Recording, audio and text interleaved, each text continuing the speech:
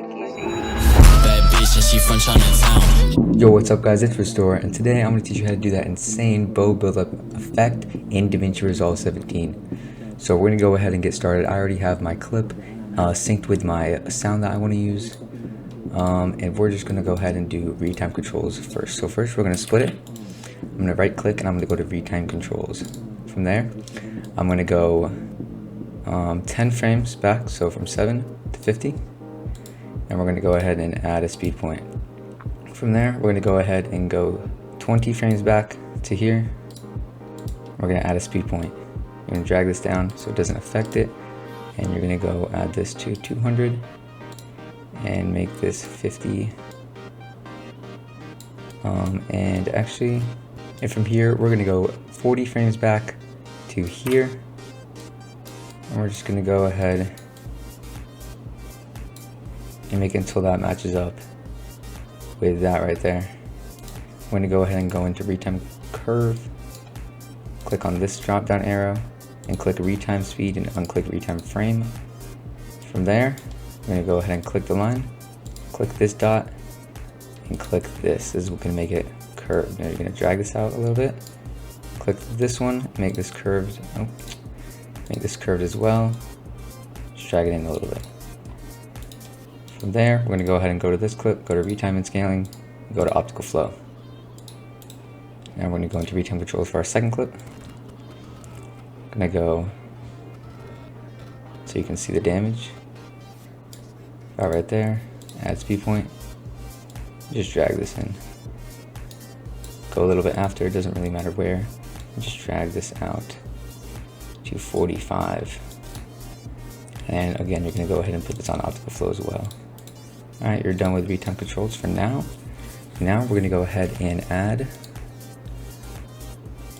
an adjustment clip right here.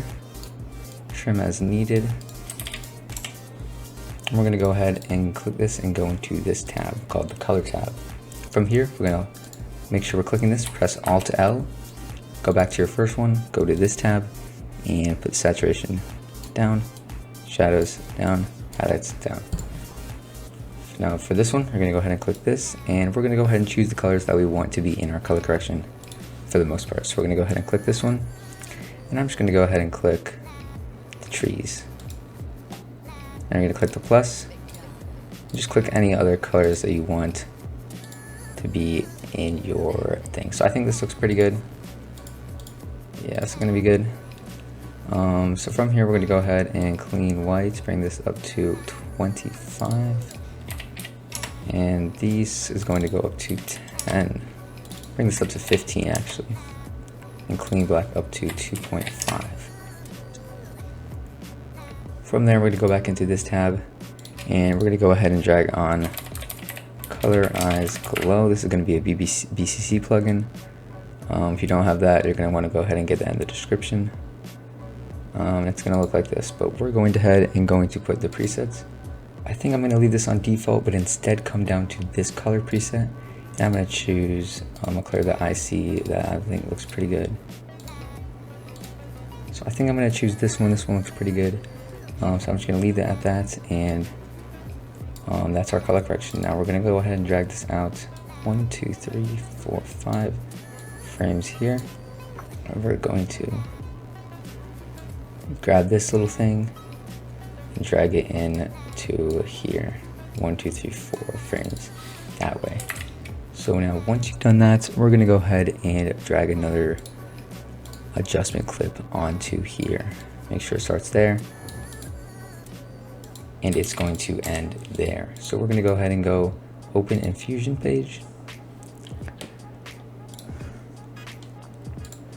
and we're going to click off and click back on, press Shift Space, type in BCC Bulge. Now again, this is a BCC plugin, so if you don't have that, you're going to need it for this tutorial, so I recommend you go get that. And we're going to click Add.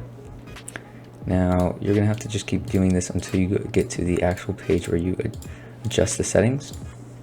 So audio graph options, put this to 5, 0.5, and we're going to go and change these settings here. So the height, We're going to mess around with that later, but just this is going to go to negative 55.4. Radius is going to go to 1,654. Taper is going to go to 100. Stretch is going to go to negative 0.02.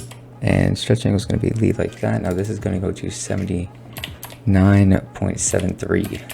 So we're going to go ahead over here, drag the height, or put the height as 13.1.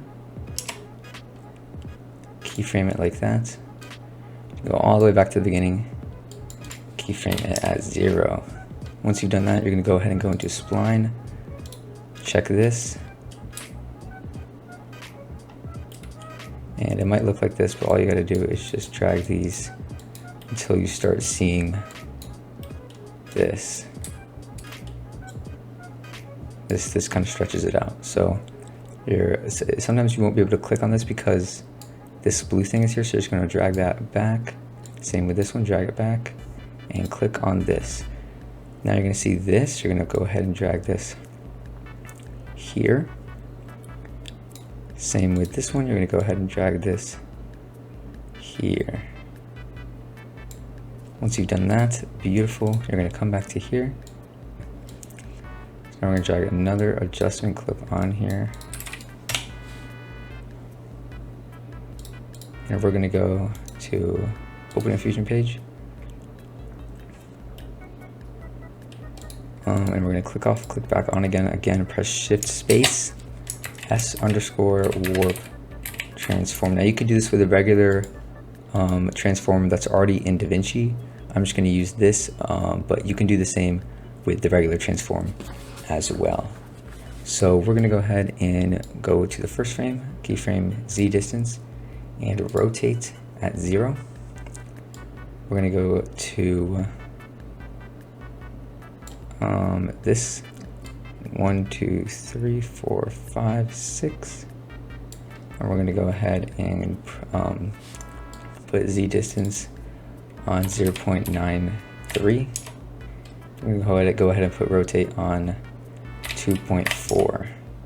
You can also do the other way by doing negative 2.4, but it really doesn't matter, whichever one you want to use. So then you're going to go to another 1, 2, 3, 4, 5, 6, and you're going to go ahead and put Z distance on 0.915.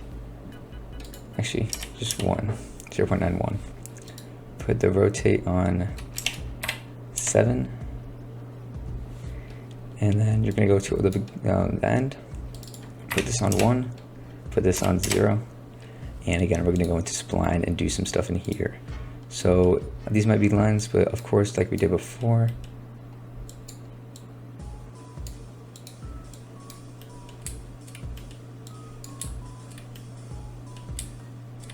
so this is going to be a little choppy like this. So we're going to go ahead and smooth this out for me.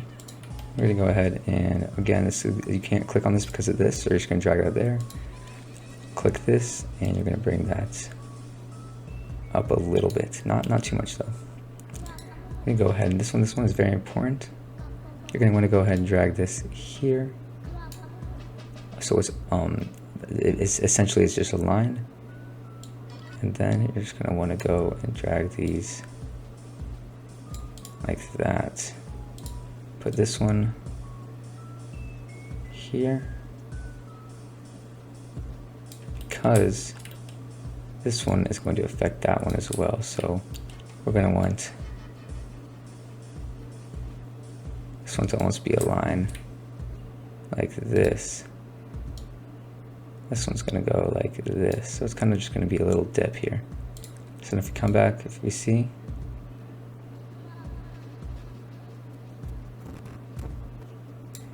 and even if you want, you can even put this a little bit more extreme. I don't know if you want a little more extreme. So another thing we're going to do is we're going to drag an adjustment clip, but make this half.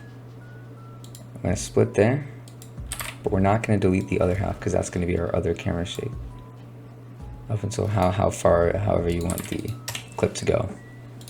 So we're going to go ahead and go into this one. We're going to drag on a camera shake right here.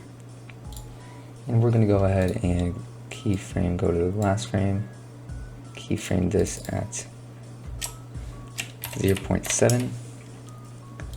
Go to here and keyframe this at 0. We're going to drag these two there. This one around to 0.75, around, doesn't have to be exact again. Drag this around to here and drag this down a little bit. I'm going to go over to the bottom, go to reflect and drag this all the way down. Actually, you can drag this down a little bit and drag this up just a tad. And then for this one, drag another camera shake on as well. Keyframe this at 2. Motion blur is going to go up to 0.6. Drag these both down. This is going to go up to around 0.7. Go up there. Again, go to reflect. And then around 20 frames, you can go to 0. Actually, you can even put the motion blur up a tiny bit if you want. So then we're going to go ahead and move this one, move this there, because remember we said it was at 7, and your keyframe got moved off because you moved it in the spline. Drag this out one, so you have that. I'm actually going to go and make the speed of this a little more. And then we're going to go and search up below, and we're going to go and put there, this at 1.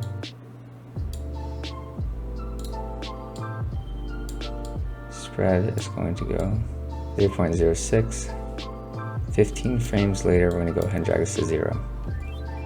0.1, actually I want to change that to 0.1 and change this to 0.8. I think it looks pretty good. As an added thing, you don't have to if you don't want to, but this is going to be a uni plugin. It's optional. It's uni RGB. So if you have uni plugins, you can do this. If you don't worry about it. It doesn't really affect it that much. We're gonna go ahead and put this on 4 keyframe. Next, we stretch out 5, and then 20 frames later, you can go ahead and drag this to 0. Now for our sound effects, I have a sound effect that I'll link in the description. You don't have to do it, but I think it just really adds to it. And then I'm gonna go ahead and just add some other sound effects. I think maybe some buildups. Let me see if I have any buildups. So isn't a lot of sound effect packs.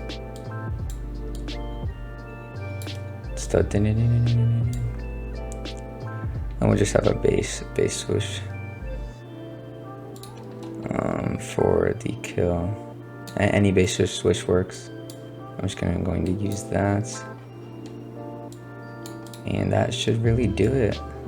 Also, if you want to, you can add color correction out and just fade it out like that.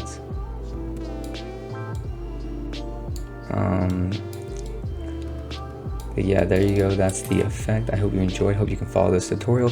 If you have any questions, feel free to leave them in the comments below. I'll be looking at all of them. Thank you for watching, and peace.